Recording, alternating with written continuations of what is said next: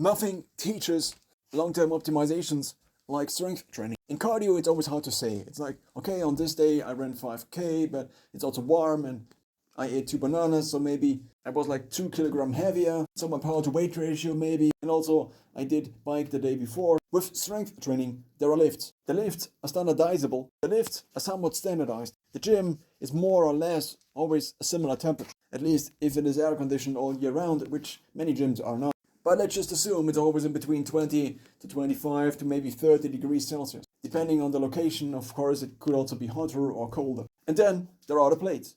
And now I go to the plate and I try to deadlift. How much can I lift right now? Of course, it could be that yesterday I had a bad day and I didn't sleep that much, etc., etc. All of which is my responsibility to manage. And this makes it also so hard. And now increasingly the complex task of trying to standardize lifts with also execution and form and different kinds of barbells, etc., measuring, it becomes easier and easier because it is technologically standardized. There are now 2 different companies, Technogym and eGym, who are kind of standardizing major lifts by making machines that then adjust to one's body anatomy, and then one can do these standardized lifts.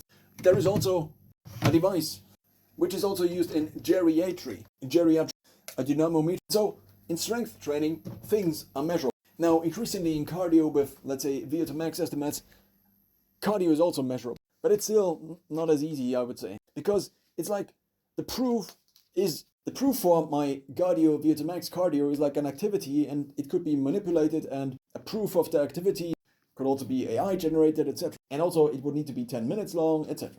Now, you could also AI generate a lifting proof. But of course, then if somebody asks you in real life to do it and then you cannot do it and you're like, oh yeah, I used to do 3 times as much weight, but now I don't, then, well, and all of work is just basically health that is converting into time. So health is the primary currency. Time is the secondary currency. And if one converts time into money, given a certain conversion rate, which usually is called salary, then health eventually converts into money.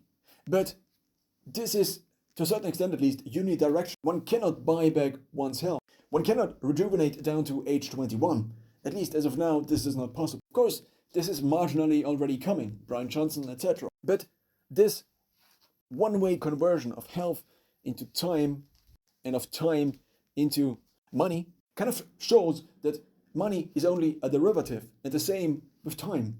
Both are derivatives of health. And so strength training, as maybe one of the big pillars one can